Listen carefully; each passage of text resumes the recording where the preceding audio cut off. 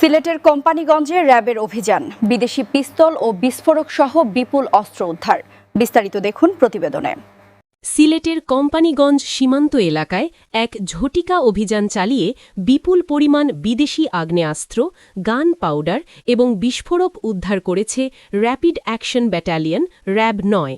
গোপন সংবাদের ভিত্তিতে চালানো এই অভিযানে সীমান্ত দিয়ে আনা অবৈধ অস্ত্রের একটি বড় চালান জব্দ করা হয়। র্যাব ৯-এর মিডিয়া উইং জানায়, শনিবার দিবাগত রাতে কোম্পানিগঞ্জ থানাধীন পাড়ুয়া এলাকায় এই অভিযান পরিচালিত হয়। র্যাবের একটি আভিযানিক দল ওই এলাকায় অবস্থান নিয়ে সন্দেহভাজন কয়েক ব্যক্তিকে ধাওয়া করলে তারা কিছু ব্যাগ ফেলে গভীর জঙ্গলের দিকে পালিয়ে যায়।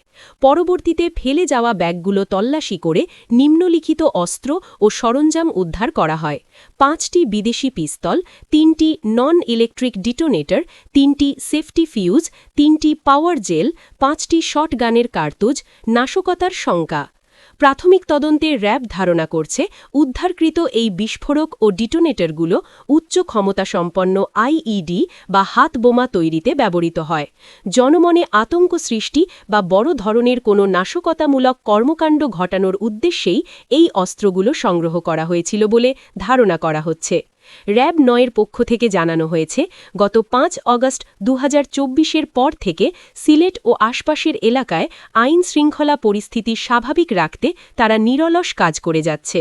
এ পর্যন্ত র্যাব ৯ মোট ৪১টি দেশি বিদেশি আগ্নেয়াস্ত্র, ১০৪ রাউন্ড গুলি এবং বিপুল পরিমাণ বিস্ফোরক উদ্ধার করেছে। উদ্ধারকৃত অস্ত্র ও বিস্ফোরকগুলো বর্তমানে সিলেটের কোম্পানিগঞ্জ থানায় হস্তান্তরের প্রক্রিয়া চলছে। এই ঘটনার পেছনে কারা জড়িত তাদের শনাক্ত করতে গোয়েন্দা নজরদারি বাড়ানো হয়েছে।